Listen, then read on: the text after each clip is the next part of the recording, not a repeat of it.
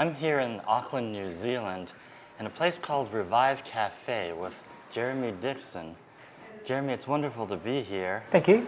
It's my first time to Auckland. I might have come sooner, but your Revive Cafe wasn't here earlier, was it? No. How long has it been open? 12 years now. We've been running with 2 sites. Okay, so it has been a little while. Yes, okay. Great. I should have come sooner then. Tell me a little bit, though, about your background. You have an interest in health, but you're also a Seventh-day Adventist church member. That's How right. did you become a Seventh-day Adventist? It was probably around about 25 years ago. I met a friend at high school who was an Adventist and went along to some youth activities and I thought, living forever was a pretty cool thing to do. So that's kind of my brief background as being an Adventist. And really love the health message. I think it's a great thing our church has, the ability to get people well through health and food. And as you know, people these days are more interested in that, and I think it's a great part, and I just love that part of it. So you had a personal connection with somebody you knew who said, hey, we're doing something fun at the church. That's right, yeah, come along, come for a car rally, come for a party, whatever, so okay. That was great.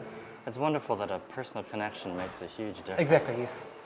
But then you got interested in health. Were you interested in health when you were young like that, or did Not it really, go not really. gradually? I kind of ended up working for Sanitarium, which is a church-owned company in New Zealand, and got exposed to a lot of health research. Very well known over here. Exactly, yes.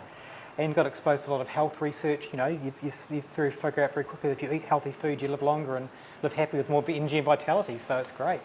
My wife and I went to a health retreat, got inspired as well, so that's kind of a combination of those things, the need for a bit of an adventure and following God in my life. I kind of decided to start a healthy cafe. Okay, and so here we are today. That's right. How is it doing? I mean, are you getting people to come in? Yes, when it first started, I must say it was a big challenge. I didn't really know how to operate a small business, and like a lot of small businesses, we nearly went under a few times. So we had a lot of very stressful moments in the early days, but slowly picked myself up with some advice from some great people and managed to turn it into a profitable business that would go on. So we now do up to about 3,000 meals a week, which is a large number of people, and most people that come to my cafes aren't actually vegetarian. They're just people who appreciate a healthy meal. Now at Global Mission, we're encouraging people to start what we call centers of influence, which yes. I think this is. Yes. What advice would you give to somebody who is starting a center of influence? Say it's a cafe or even something else. So probably twofold. Firstly, go for it. Grab that passion that God has given you and just take it and just go with passion. Take the risk, jump in the deep end, leap off the cliff, all that stuff. Just go for it. Combined with a healthy dose of, it's a tough world out there. So many businesses and operations go under. You need to set it up and plan it properly. You can't just dump in without thinking. The Bible talks a lot of being judicious, a lot of taking wise advice and seeking counsel.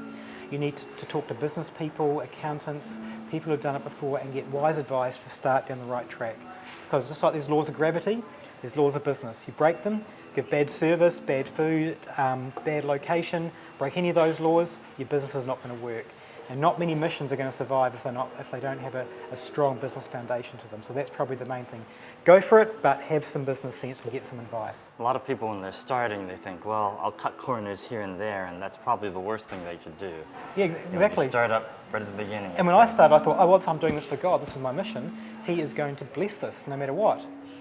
But no, there's actually laws of business. And He blessed me by giving me wisdom, taking me to the bottom, giving me wisdom, searching the Bible, bringing people to me, and then turning it around and making a successful business enterprise. Not just make it successful because He wants to. It's all about Him, developing me and giving me the skills to do it. Now, part of a center of influence is to make an impact in the community. Are you impacting the community in any way, or just mainly individual people? I guess they're part of the community. Exactly. And again, it's an area I struggle with and I'd like to do more with. But I suppose over the years, I get a lot of comments from people and feedback from people who are very appreciative of what it can do for their health and their family. I mean, a lot of people appreciate through the cafes and the cookbooks that they can now cook food for their children they actually like that are healthy. So people are very appreciative of that. So not only are you providing a place where they can come and get healthy food, but you're teaching people how to provide healthy food in their homes to families. Exactly. So yeah. So you really are impacting a much. So I've written a whole range of cookbooks, the Revive Cafe Cookbook series, which shows people the cafe food, using our philosophies of quick, healthy, inexpensive ways to get beautiful, delicious meals on the table. So you have 1 or 2 cookbooks out there. Is that what it is? I've got 8 now. 8 now. Wow. It's got a little bit silly. Yes, I started with 1, and I've done 1 a year, and I'm up to Revive Cookbook Revive Cookbook, Cafe Cookbook 6 now, and also I've got Cook 30, which is based on a program that shows on 3ABN and Hope. So, yes. So when people come in, I mean, you're impacting their lives. What kind of comments do you get from people? Yeah, people just love it. Just you come in here over lunchtime when it's just flat out. People are just happily eating healthy food. And one of the comments we get quite often is people say, look, when we get back to work, we don't have that afternoon brain fog we normally have when we eat other food. People appreciate coming here when eating fresh whole food vegetables. There's no sugar, no deep frying. It's all fresh and plant-based. You don't overload your system. You go back to work after lunch and, man, you're straight into it again. So people often comment on that. So really, it's the employers, the bosses who should be saying, let's send all our workers to Revive Cafe because we get more productivity out after lunch. So that's great. Now, your wife is also involved in what you're doing here? Does she help out? She helps me with the admin side of things, and she helps edit the cookbooks and TV series and things. So she's my kind of right-hand woman, I suppose, so to speak. And her name is Verity, just so she gets some of the credit. Yeah, Verity, my wife Verity. So she's lovely. She helps me out and keeps me on the straight and narrow as well. So it's great. It's a team effort. So Jeremy, what are your hopes and dreams for the future? Well, I'd like to kind of expand the influence of Revive. We've got 2 cafes serving 3,000 people a week. I'd like to more cafes, more kind of help people in other areas of their life as well. So find out ways of doing that. And I'd particularly like to give people a model where they can copy Revive. I mean, a lot of people go out and start their businesses and they do fail. The hospitality industry is a grueling, the most difficult business model to start. So giving people a recipe, a format, template, franchise, something like that, so people can actually go and do it themselves and create these centres of influence. They can not worry about the day-to-day money and cash flow of the business. They can get that sorted and they can focus on the ministry side of things. So I suppose I want to spend my time more developing that and extending the influence in people's lives. Jeremy, thank you very much. It's been wonderful talking with you and being here in Revive Cafe.